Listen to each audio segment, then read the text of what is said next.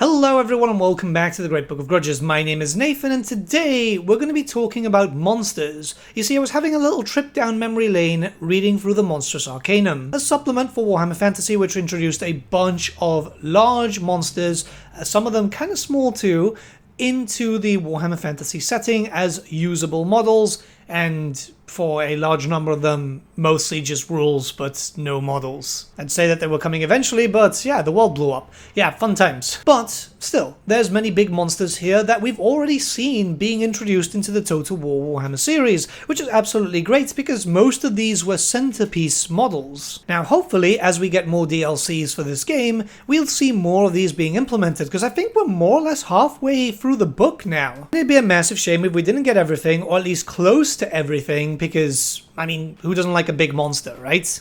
So yeah, without further ado, let's begin. Before anything, a big thank you to Instant Gaming for sponsoring this video. I partnered up with Instant Gaming as they are a website that I use fairly often. You can buy games at a very heavily discounted price, like for example the Elden Ring Shadow of the Erdtree DLC, which has just come out for -23%, Mana Lords for -47%, Ghost of Tsushima for 26% off. There's a lot of discounts, and you can also pick up quite a lot of Total War stuff for a pretty big discount. If you're still missing out on any DLCs, if you want any factions, this is the best place to go. Making a purchase from Instant Gaming supports the channel at no extra cost to you, which is always really good. Not only that, but our friends at Instant Gaming have supplied me with a giveaway which ends in 7 days from the time of releasing this video. All you have to do is participate and you can win the game of your choice. A big thank you to Instant Gaming for the sponsorship and also for the giveaway. This is a website that I use myself to get some stuff. I actually ended up buying everything from Stellaris and realized that my brain is too smooth for it. But with that being said, let's get back to our regularly scheduled programming. So the first monster that we're going to be talking about is the Prayon, one of my absolute favorites, and I'm praying that Games Workshop add this to Old World because I have one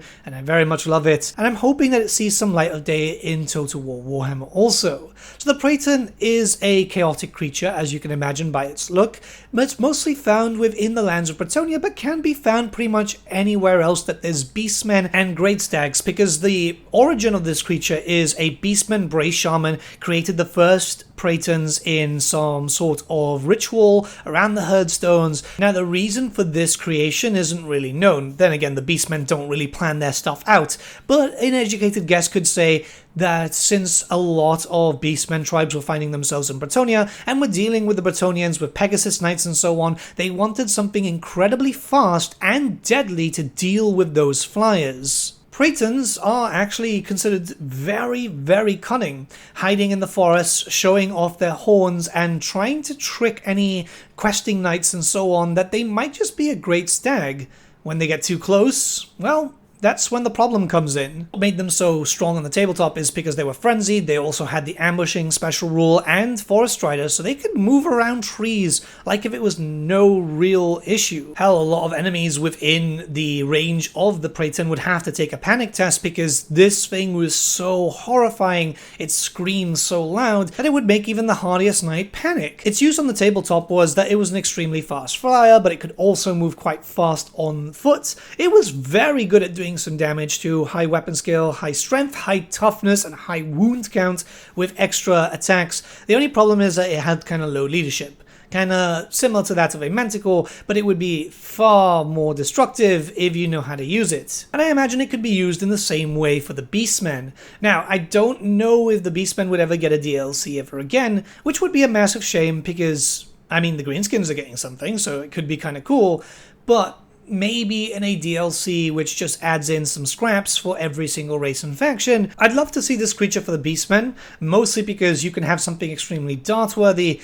Think about the Manticore once again, but just make it super, super quick. Something stylized, and again, something very, well, fitting for the faction. It is, of course, a terrifying monster, and monsters like this, it wouldn't be large. This, I think, was on a 50mm base, so yeah, it's not going to be the largest creature that we're going to be talking about today, but it's definitely one of the coolest. Next, we're going to be talking about the Cursed Ettin, and don't worry, it's not going to be just chaos creatures in this video, but this one does demand a little bit of an attention, because a lot of people would see the Cursed Ettin and go, well, it's just a giant, a chaos giant with two heads, but It's actually further from the truth. You see, Ettins were once men native to Norska, which already puts it at a good faction to join as they do need a little bit of help. Born from the line of Jorunda, who was a mighty Norskan chieftain many moons ago. We don't know exactly when, but what we do know is that many of the Norskan tribes had joined together to launch an invasion of the Southlands. This is what they consider the Empire and anything south of Norska, essentially.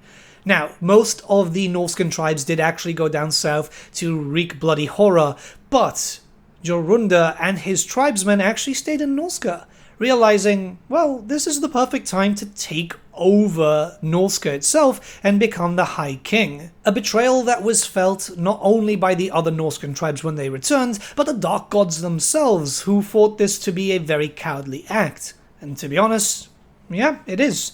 Now, because of this, the Dark Gods cursed these Norskan warriors to mutate and grow, essentially gaining the power that they always wanted, but becoming pariahs even to their own fellow Norskans, because these men and women were cursed of soul and body, fused kinsman to kinsman, and yeah, it's two different heads which actually are sentient. They are eternally struggling to hold control over their now conjoined bodies.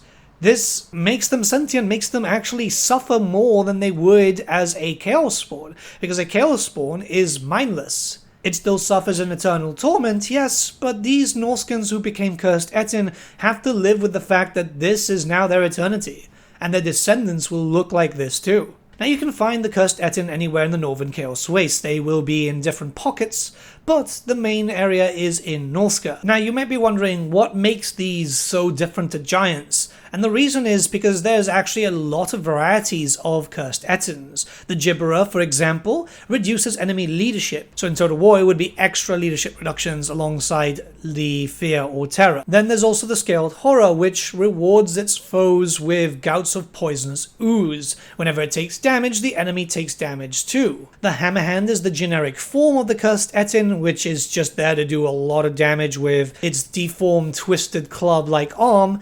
But there's also, for example, the Mancipher, which its arm has now turned into more of a scythe, being able to do a lot more damage than the Hammerhand. And lastly, there is the Runecaller, which actually allows these to be spellcasters. Level 1, not the most impressive, but it would give them access to either the Law of Shadows, Death, or Beasts. So this is a cool creature, mostly because you could get different variants just being a little bit different here and there. The model would very much be the same. The only difference is, yeah, you'd end up maybe getting a bounce spell, maybe just doing a lot more damage. It depends on how Creative Assembly, with the permission of Games Workshop, could interpret these creatures. And I would see these implemented for Norska. Yes, the Norskans did throw them away, but I could see them easily being added in as a large monster, something a little bit different to the basic giant, because way too many factions, let's be honest, have giants. This isn't a fault of Creative Assembly, this is more, well, you know, Games Workshop actually loving the giant model for some reason. But it would just be cool to have something with a few bounce spells here and there, just to give you a bit more strength, but also be able to hold its own. I imagine some people would like to see this as a doom stacking monster, and yeah, I mean, with different variants, it could be quite an interesting doom stack. Now, very loosely and technically, this next one is in-game, the Merworm. You see, the Merworm has been represented in Warhammer 2 as Aminar. This is a creature that you can actually see during the final battle of the Vampire Coast DLC, but yeah, you can't use it. It's actually not modeled, it's not textured. The one that you see there is just some cinematic work, which is a massive shame because the Merworm is a really cool creature that a lot of people actually picked up just to paint up. And to be honest, I can't blame you because goddamn is it really impressive. Merworms are ancient. It's hypothesized that the Merworm existed in the Warhammer world long before the coming of the Old Ones, around the same time as the dragons, and may be closely related to them in one way, shape, or form. Merworms are sea creatures, but they've also been known to go onto land. It's just they prefer the deep, dark oceans, where it is better for them to hunt and also remain undisturbed. As far as it's known, keep in mind that the oceans of Warhammer are very much uncharted. It is speculated that the Merworms can be in every single ocean, from the Sea of Claws to the Frigid Sea and, well, anywhere that a body of water might exist. Now, the reason why the Moorworms are so impressive is because they are extremely quick, very, very destructive, where it's been known that a single Moorworm has been able to take out a whole navy by itself, and they are very, very venomous. The venom is known as Whalebane, which has been able to take out whales, sea dragons, krakens, pretty much anything that the Moorworm might think is tasty at that given moment.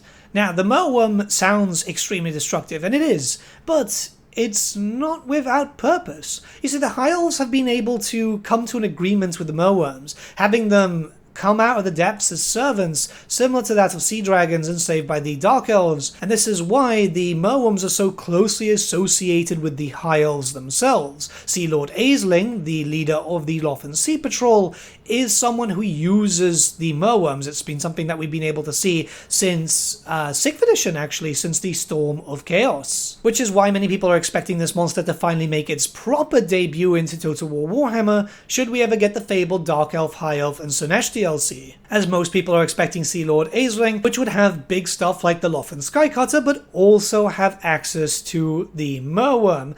And yeah, I mean, I would love that too.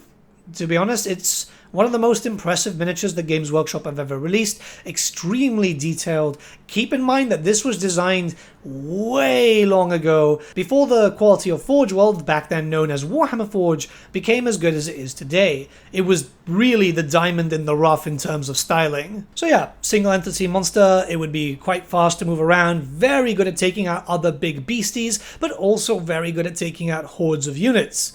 This is something that I can't wait to see in game. I hope it does eventually happen. Well, pretty much everything that I'm talking about in today's video I hope to see, because as you can see, some Forge World stuff was just really, really cool. The problem back in the day in the tabletop was monsters were kind of useless, because if you had an enemy that took 2 cannons, that monster would probably die before it would actually get to the enemy troops. Thankfully, on the old world, that's been fixed because cannons have been nerfed, thank God. But it'd be great to see it in Total War because cannons don't one-shot monsters like they do in the tabletop.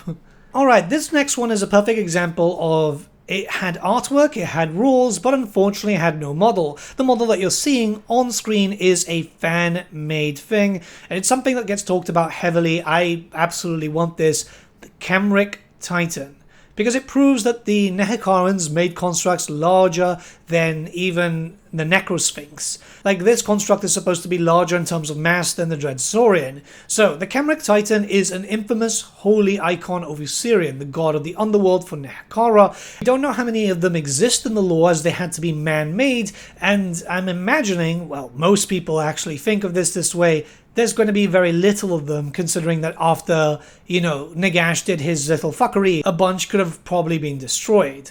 But what this is the ultimate protector of Nehekara. These were built up and fashioned around the areas where very important shrines would be, such as the Shrine of Eternities. But it's also suspected that these titanic constructs could be found around the borders of Nehekara, hidden beneath the sands, until a particularly strong Lich Priest summons it up and says, hey, it's time to destroy some shit. What makes them very impressive is that they're created of stone, onyx, bejeweled, and also enameled with the wealth and glory of Nehekara in ancient days. So visually, they're supposed to be extremely pretty, gorgeous still, even after many millennia rotting beneath the sands and, well, some people coming in and being very smart trying to knock off a jewel or two. Shout out to the Bretonnian Crusaders who claimed that they were going down there to liberate people but ended up stealing more than anything. Now, what made this so useful on the tabletop for those who would make their own is it was stupid fast. And you might be saying, well, you've been saying that about a bunch of stuff, but this is a ground monster with movement 8. It also had strength 8, toughness 8, and wounds 10. That's actually quite rare. Back in the day, it was very rare to get anything above 6 wounds. This actually made it one of the most durable monsters to have ever existed in Warhammer Fantasy Battle, and it was extremely powerful in its own right. it wasn't there to do damage in the most generic sense, but rather, as soon as it got close to enemies, it would throw flesh-eating scarabs at the enemy. It had the Breath of Night, devouring jaws. It fought very similar to that of a giant, which had random attacks. Not only that, but in a very similar vein to that of the Castigar of Souls, it had its own bound spells. A magic missile, which would do a lot of damage and penetrate through the ranks like a bolt thrower, a hex spell, which would reduce enemy shooting abilities, and finally, it also had a spell to heal itself. So yes, this would have some sort of bound spell to cast on itself to be able to heal up, or maybe some sort of regen, but overall, this was a impressive beast. This was such a monster by every definition of the word. It's why it was so expensive, 475 points, but so cool. And, you know, a lot of people want it, especially since, for some reason, Warhammer the Old World hasn't finally brought that in, instead opting for a dragon, which is cool, don't get me wrong, the mount is amazing, I love it, but who doesn't want this, right? It would just be really cool to see some stuff for the Tomb Kings also, because the Tomb King DLC is still one of the best that Creative Assembly have ever released. It's very, very certain. It's such a stylized product. I wish more race packs were like that, right? But it would be nice to just have a little bit more for the Tomb Kings, some finalized stuff. A legendary hero would be great. We've talked about this in the past. And also just get some cool additions there. Finish off the Tomb Kings for good, but another legendary lord, a legendary hero, some monsters, done. Now for this last one, we're actually going to leave the Monstrous Arcanum, or else we'll be talking about Chaos Beast non-stop, and we're going to go into the Storm of Magic. Well, not only that, we're going to actually hit a lot of ancient Warhammer lore, because we're going to talk about the Fen Beast. Yep, a big creature, it's a construct too, but the reason why I want to talk about this is it's likely we're going to see this if we do end up with a Dogs of War DLC. Not only that, but it's iconic, right? This is a creature that has been seen in Warhammer Fantasy lore for so long that it would be kind of cool. And, I mean, there's a model. There is. I've got like 2 of them somewhere. Yeah, let's get into some discussion. So a Fen Beast is an elemental monster, but it's also seen as a construct depending on where you're looking at it. They are mostly brought into action by Truthsayers and Dark Emissaries. These are the fabled good/bad casters of Albion, depending on where you see it from. But yeah, they are native to Albion and have since then spread. Mostly because a long time ago, the Dark Emissaries, which are the Truthsayers that fell to Chaos, were expelled from Albion. Truthsayers were going to hunt them down. Since then, Fen Beasts have been popping up all throughout the known world, with Druids kind of selling them as mercenaries. This is why they actually pop into the whole Dogs of War situation. They are really interesting because they are kind of ancient magic that hasn't really been seen in the Warhammer world since casters started really manipulating the winds of magic in a more refined form, with the Fen Beast magic kind of being seen more primeval, depending on where you're looking at it, because obviously Warhammer Fantasy lore has changed over time. There is obviously a touch of death magic here, considering that the bones and souls of creatures and humans have been used to shape these creatures, but they're also formed of an element of jade magic too, which is why you can see them in the Jade College. Yet some necromancers will also make use of them. It's a very odd and strange creature, which is probably why I like it so much. I'd love to see this represented. I'd love to see it in the Dogs of War DLC alongside Truthsayers and Dark Emissaries. Would be kind of cool. Truthsayers for Order factions, Dark Emissaries for Chaos factions. It's really hard to explain as to why I like this creature. You can see the model on screen right now. It's nothing impressive, let's be very honest there, but it's still iconic in Warhammer Fantasy history, which is why a lot of people still look towards these creatures and go, yeah, you know, this is prime Warhammer. I'm not gonna lie, there's so many really cool creatures left to be introduced into this game that if I decided to cover them all, we'd be here for about 3-4 hours maybe,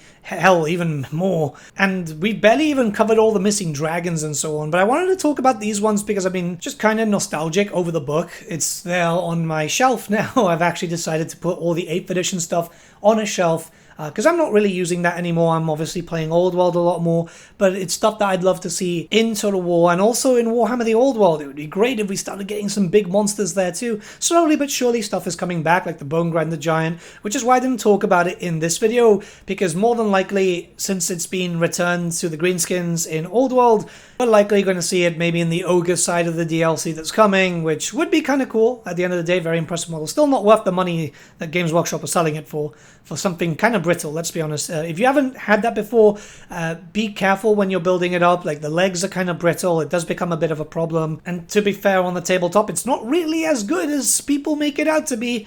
I think standard giants do just as good of a job, if not better, for less of the money and less of the price and points too. That's our video. Let me know what you guys think in the comments below. Start a bit of a discussion. I know some people have been asking me, by the way, about the tabletop stuff. Today is the 22nd as the video releases. Tomorrow I will actually be recording a battle report. We've had to be delayed a lot of times, so don't you worry. There's going to be a new faction on the channel and everything. I do apologize for the massive delay between battle reports. There have been stuff that has been out of my control, and yeah, I just wanted to get that sorted. So now that we're back, there's going to be battle reports again. There's going to be loads of things happening. I am working on a bunch of stuff. Don't you worry. And I've even got a fun tabletop related challenge that you guys are going to absolutely love, especially as I probably break down into tears a few times while sorting it out. Yep, it's going to be a fun video. Have a great day, guys. I'll see you all again very, very soon.